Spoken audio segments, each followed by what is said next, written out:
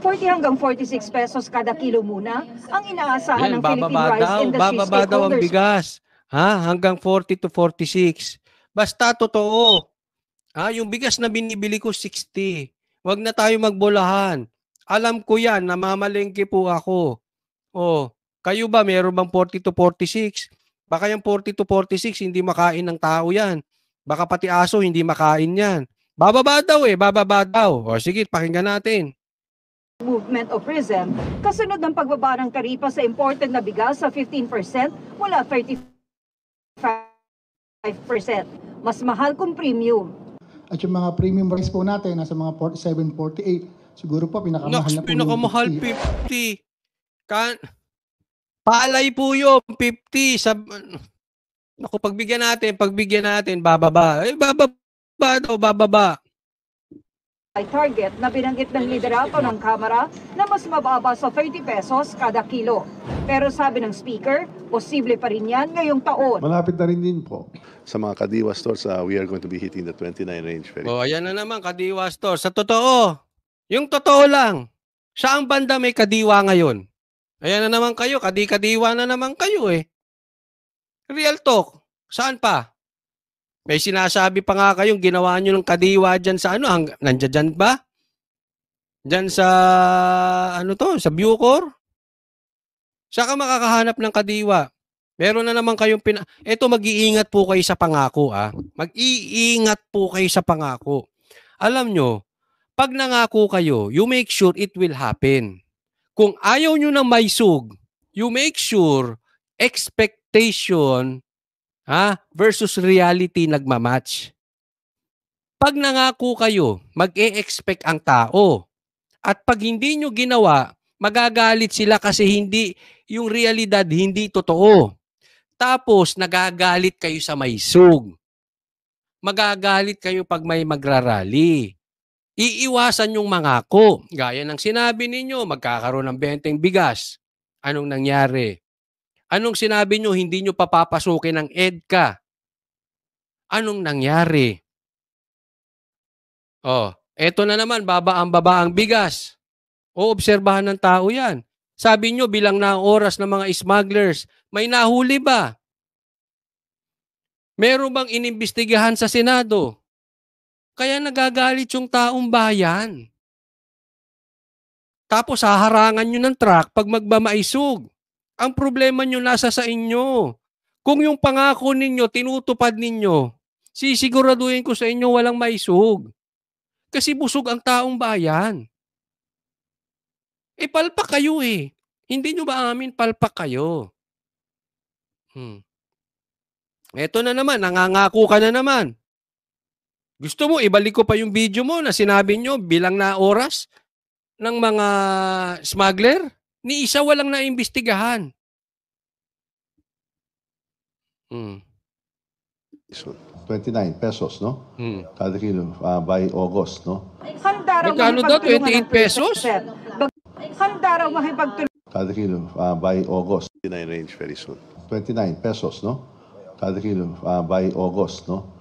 Yan, maliwanag yan Inulit-ulit ko.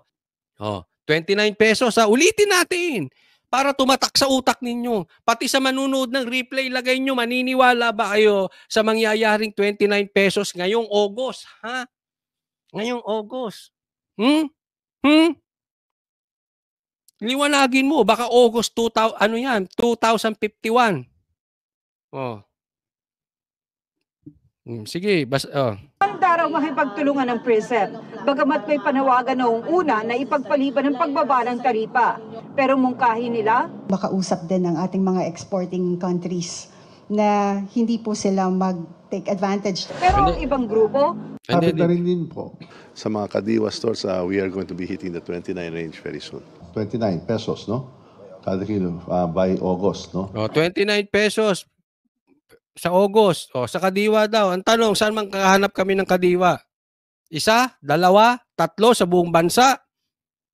Yan sinasabi nila yan. By August. Hindi ako nagsabi Baka sabihin nyo, fake news ako, pinaulit-ulit ko yan. Ngayon, singilin nyo yung mama na yan.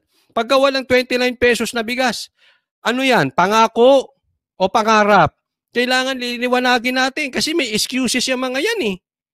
Yung pangako naging pangarap. Oh, ulitin ko, tamba, ang tanong, ano yung 29 pesos na bigas?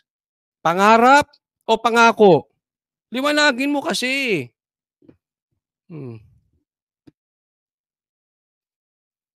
Handa raw makipagtulungan ng PRISM, bagamat may panawagan noong una na ipagpaliban ng Galit ka na naman, coach. Hindi ako galit. Nagpapaliwanag lang. Uy, grabe ha. Galit ako ha. Nakita nyo na ba magalit yung mga kasamahan ko? Mas matitindi yun. O, EJ Warrior. Andito si EJ Warrior. O, coach, baka palay lang yun. O, di ba?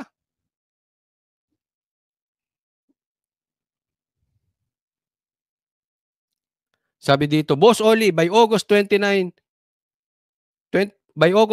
pesos na ang rice. Ilang araw kaya magiging 29 ang rice? Yun na nga, baka mamaya sa ilang kadiwa lang, tas wala na naman, balik na naman sa dati. Itong mga lintik na pangako nito, kaya nasusunog kayo eh. baba ng taripa.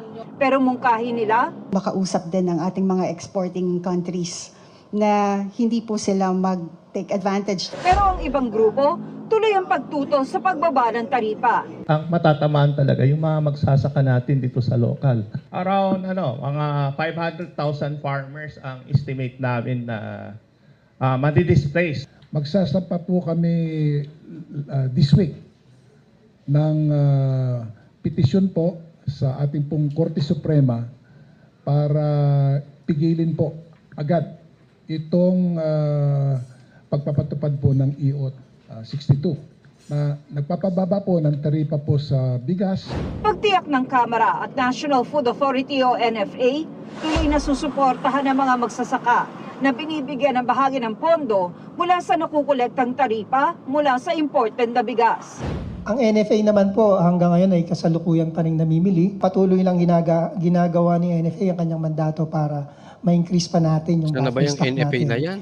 Dahil paparating na rin po ang La Nina. Para sa GMA O yan ang problema dyan, binababa pa ang taripa ng mga imported. So syempre mahihirapan makakompete yung ating mga magsasaka.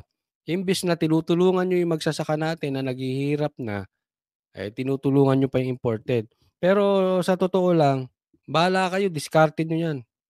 Ang sa akin lang, basta totoo. Baka mamaya, puro na naman kayo dak-dak dyan, wala na namang nangyayari. Ako, pasensya na. Pero ako, kung opinion ko tatanungin nyo, walang mangyayari dyan. Bakit? Ang dami nyo ng pangako, wala naman kayong ginagawa eh. Diba? Hanggang ngayon wala pa rin. Pero bibigyan namin kayong tsansa. Maganda yung sinasabi mo, Romualdez, tamba, basta totoo. Kahit na sa tingin ko, yan ay hindi totoo at hindi mangyayari. Mamabutihin ko na magmukha akong tanga at nagkamali ako sa prediction ko. Makikinabang naman ang buong bansa. Kesa tama ako, gutom naman ang Pilipino. Nauwi na naman saan? Sa mga walang laman na mga pangako ng mga traditional politician natin. Kasi August daw. Ano yan? Sinasalba niyo yung July? O naku, eto na naman si July. Sino ba yan July na yan? Ano ba yan July? Sabihin, ay, bigyan natin ng pag-asa pag August. Wag muna kayo, kalma muna kayo sa July. Ewan ko, di ko alam yung July na yan. Kayo na bahala dyan.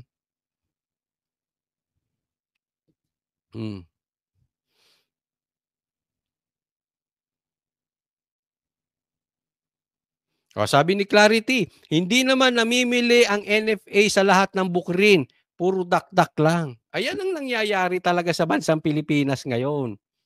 Oh, real talk po, puro daldal. Puro kay daldal. Puro lang, alam mo, wala kaming nakakuha sa inyo kung hindi pa English. Wala. Puro lang kayo pa English, pero yung sinasabi nyo, walang laman. Walang katuparan.